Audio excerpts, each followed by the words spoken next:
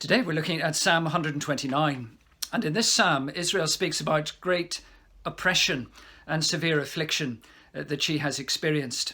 The nation Israel is likened to a youth that has been bound and beaten.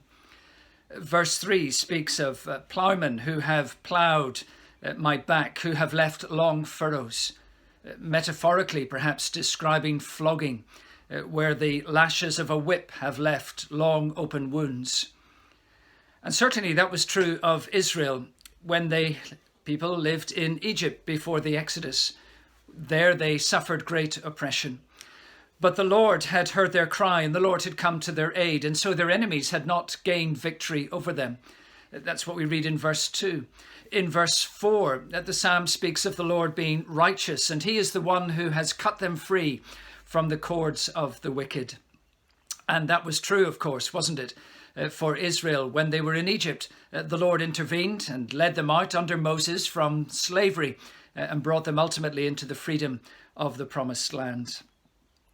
Verses 5 to 8 of the psalm then really speak of a prayer asking that Israel's enemies would not see success, that they would not know the blessing of God in their lives. Now, perhaps as we read this psalm, there is a glimmer here of the Lord Jesus Christ. He is the one who has been bound and beaten. He was severely flogged just before he was crucified, before he was bound to a cross. But of course, his enemies did not gain victory over him. He is the one who has brought freedom for all his people. He is the one who, as we trust in him, releases us from the bondage of sin and death. He is the one who brings blessing into our lives. And he is the one who will shame the wicked.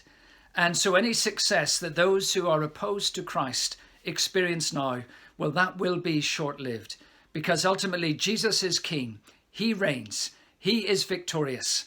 And one day every knee will bow before him and every tongue will confess that Jesus Christ is Lord.